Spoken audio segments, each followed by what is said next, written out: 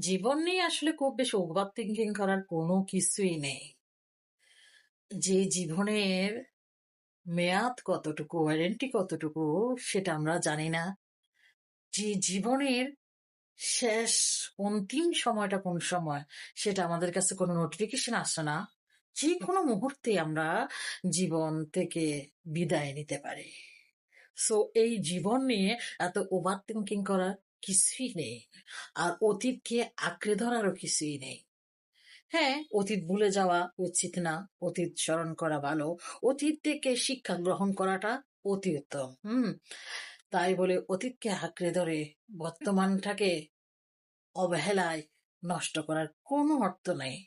আপনি বর্তমানটাকে কাজে লাগান, সুন্দর করুন। অতীতটাকে আমরা বাটার করার জন্য দুধের উপর থেকে ননিটাকে আলতো হাতে নিয়ে ফ্রিজে স্টোর করি না, সঞ্চয় করি না, ঠিক দুধের স্বরের মতো আপনার অতীত থেকে স্মৃতিগুলো নিয়ে আপনি আপনার মগজের একটা ফ্রিজের মতো একটা জায়গা আছে যেখানে সঞ্চয় থাকে। ওই জায়গাটাতে আপনি স্মৃতিগুলো সঞ্চয় করে থাকবেন।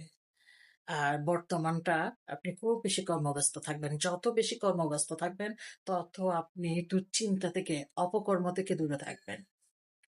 কথায় বলে না, অলস মস্তিষ্ক শয়তানের কাণ্ড কারখানা। আপনি যত বেশি অবসর থাকবেন, কাজ ছাড়া থাকবেন, তত বেশি দুশ্চিন্তা আপনাকে ভর করবে। শয়তান আপনার মগজে থই থই নাচানাচি করবে। সো নিজেকে সবসময় কর্মব্যস্ত রাখবেন।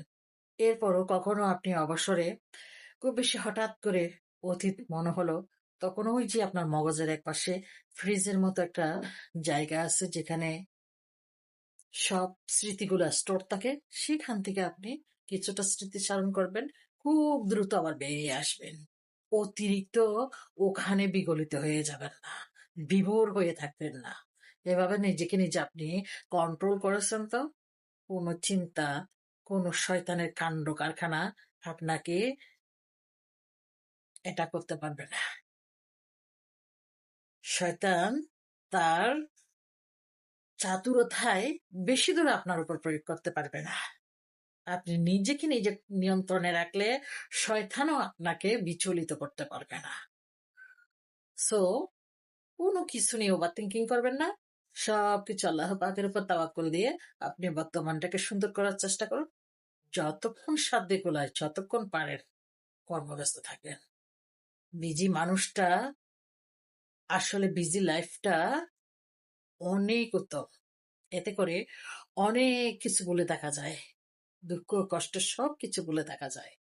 এক প্রকারের মেডিসিন হচ্ছে নিজেকে কর্মব্যস্ত রাখা। ভালো থাকবেন সবাই।